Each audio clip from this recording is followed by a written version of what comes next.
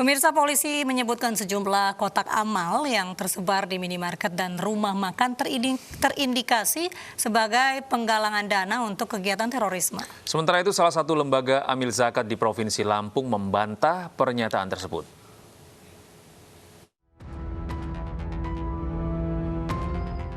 Salah satu lembaga amil zakat di Provinsi Lampung yang masuk dalam rilis Mabes Polri membantah jika peruntukan kotak amal miliknya dikaitkan dengan penggalangan dana untuk kelompok radikal atau jaringan teroris. Menurut Ketua Lembaga Amil Zakat ABA, ribuan kotak amal milik mereka digunakan untuk kegiatan sosial dan kemanusiaan. Kami membantah apa yang ditudingkan atau dirilis oleh Mabes Polri karena aslinya realnya kotak kami nggak ada 4.000, cuman 2.700 itu yang monitor data di kami karena apalagi efek pandemi ini tadinya 3.000 jadi 2.700, nggak ada 4.000, itu nggak benar. Kotak amal sabah itu tadi untuk santunan sosial kebanyakan, duafa, fakir miskin, anak yatim, itu ya, jumpu, termasuk sosial ketika ada bencana alam. Sebelumnya, Kabid Humas Polda Lampung, Kombes Zahwani Pandra Arsyad mengatakan, Polda Lampung saat ini melakukan penyelidikan terkait adanya ribuan kotak amal yang beredar di sejumlah lokasi publik, terindikasi diperuntukkan sebagai penggalangan dana bagi kelompok radikal. Kami sedang melakukan penyelidikan dari semua fungsi yang ada, baik dari fungsi preemptif maupun preventif. Ya, dalam hal ini juga kami dari fungsi-fungsi yang ada mungkin melalui para Babin Kamtibmas tentunya akan memberikan edukasi, ya, agar tidak terjadi lagi hal-hal yang kita tidak inginkan, apalagi sampai terpapar paham-paham radikalisme. Selazimnya itu artinya sebagaimana seperti biasa, kotak amal itu berada di tempat-tempat peribadatan dan itu akan digunakan dengan tujuan beramal. Namun kalau ada tujuan-tujuan hal yang lain, ya ini menjadikan informasi yang kita akan mengumpulkan bahan-bahan keterangan dan tentunya akan dapat kita simpulkan. Pendataan kotak amal di sejumlah minimarket dan rumah makan ini dilakukan atas rilis Mabes Polri terkait adanya puluhan ribu kotak amal yang beredar sebagai bentuk penggalangan dana bagi kelompok radikal atau jaringan teroris. Di Provinsi Lampung terdapat 4.000 kotak amal yang terindikasi sebagai sumber pendanaan bagi kelompok teroris. Dari Bandar Lampung, Andres Afandi, iNews melaporkan. Bupati Kabupaten Bogor, Ade Yasin, Selasa kemarin menjalani pemeriksaan penyidik Ditreskrimum Polda Jawa Barat. Ade Yasin diperiksa terkait kasus kerumunan acara Rizik Syihab di Megamendung, Bogor.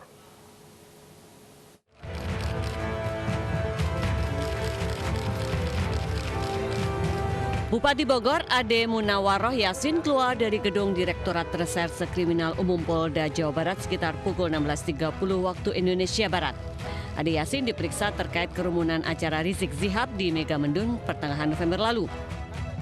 Ade Yasin menyampaikan dirinya menjawab 50 pertanyaan dari penyidik. Ya, tadi dimintai keterangan sekitar jam 10, tadi sampai baru sisa jam 4, sekitar 6 jam untuk kasus kerumunan yang di Megamendung. Dan sudah ada sekitar 50 pertanyaan yang tadi disampaikan dan sudah saya jawab semua. Itu katanya tidak berizin itu kasus Megamendung itu? Iya, karena memang pada saat itu tidak ada pemberitahuan, jadi kami juga tidak bisa mengeluarkan izin. Ade Yasin merupakan kepala daerah pertama yang memberikan keterangan terkait kerumunan Megamendung. Direncanakan Gubernur Jawa Barat Ridwan Kamil akan memberikan keterangan di Polda Jawa Barat Rabu besok. Dari Bandung, Jawa Barat, Mujib Prayitno, iNews melaporkan.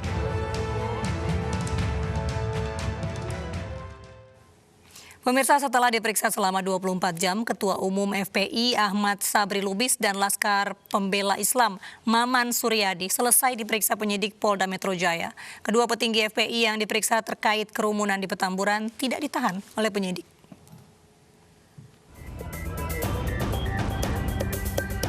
Ahmad Sabri Lubis dan Maman Suryadi dicecar 63 pertanyaan oleh penyidik terkait pernikahan Putri Rizik Syihab dan acara Maulid Nabi yang menimbulkan kerumunan. Penyidik menjerat kedua tersangka dengan pasal 93 tentang karantina kesehatan dengan ancaman hukuman maksimal 1 tahun dan denda 100 juta rupiah. Periksa ada sekitar 63 pertanyaan dan insya Allah ta'ala semuanya bisa berjalan dengan baik. Nah, tinggal saat sekarang ini kalau saya sudah diproses secara hukum atas pasal kerumunan, maka kita minta keadilan di sini. Kedua tersangka tidak ditahan, hanya dikenakan wajib lapor karena ancaman hukumannya di bawah 5 tahun penjara. Dua-duanya sudah kembali kita periksa sebagai tersangka karena dipersangkakan di pasal 93 di Undang-Undang Nomor 6 tentang karantina kesehatan, ancamannya adalah 1 tahun, sehingga kita wajibkan lapor seminggu 2 kali.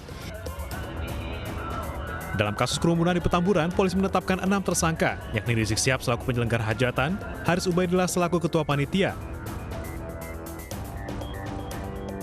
Ali bin Alwi Alatas selaku sekretaris panitia, Idrus selaku kepala seksi acara, Ahmad Sabri Lubis selaku ketua penanggung jawab acara, dan Maman Suryadi selaku ketua penanggung jawab keamanan. Dari 6 tersangka, hanya Rizik Syihab yang ditahan di Polda Metro Jaya karena disangkakan dengan pasal berlapis, yakni pasal 160 KUHP tentang penghasutan di muka umum, serta pasal 216 KUHP tentang perbuatan melawan petugas dengan ancaman hukuman 6 tahun penjara. Dari Jakarta, Nadia Valerie, Jemi Jasin, iNews melaporkan. Polemik kematian 6 anggota Laskar Front Pembela Islam masih terus bergulir. Meski polisi telah melakukan rekonstruksi, namun pihak FPI tetap menyebut sebagai korban kekerasan aparat.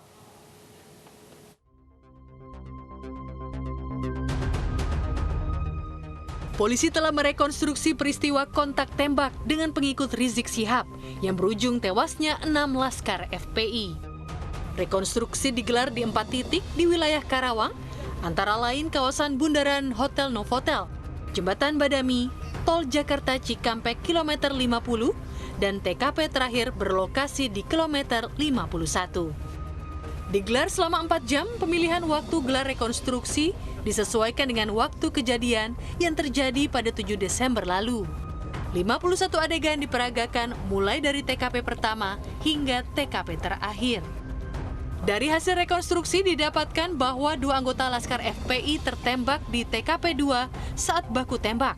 Sementara 4 anggota Laskar lainnya ditembak di dalam mobil saat dibawa polisi karena melakukan perlawanan dan berusaha merebut senjata petugas. Posisinya di mobil itu ada 7 orang, 3 petugas dan 4 adalah Laskar pengawal, ya.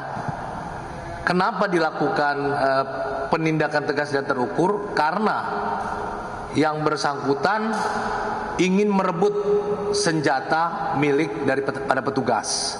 Tentunya ketika direbut merupakan suatu hal yang berpotensi untuk membahayakan petugas, sehingga dilakukan tindakan tegas dan terukur, ya. Sementara itu menurut Sekretaris Umum FPI Munarman, Laskar FPI menjadi korban spiral kekerasan yang dilakukan aparat. Habib Rizik sehat, alhamdulillah, tenang, beliau masih bisa bercanda. Pesan beliau terus berjuang dan ungkap terus kasus 6 orang yang dibantai. Dan 6 orang ini jangan sampai menjadi korban dari spiral kekerasan. Apa itu spiral kekerasan? Spiral kekerasan mereka sudah jadi korban pembantaian secara fisik, kemudian korban kekerasan verbal, mereka difitnah sebagai pelaku, mereka difitnah membawa senjata.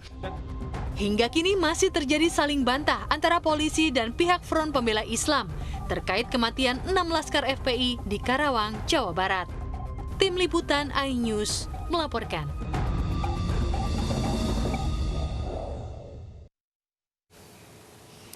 Komnas HAM ikut turun tangan dalam penyelidikan kasus penembakan anggota Laskar FPI. Ya, Komnas HAM mengaku telah menemukan titik terang dalam kasus ini usai memeriksa sejumlah saksi.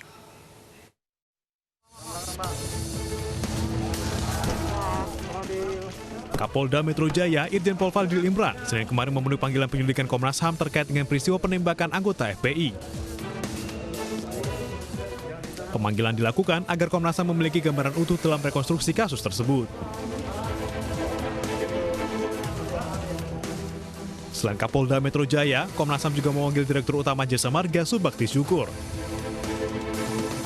Pemanggilan ini untuk mengklarifikasi terkait CCTV di Tol Jakarta Cikampek kilometer 50 yang menjadi lokasi adu tembak antara polisi dan Laskar FPI. Dari keterangan sejumlah saksi, Komnas HAM menyatakan telah menemukan titik terang dalam kasus ini.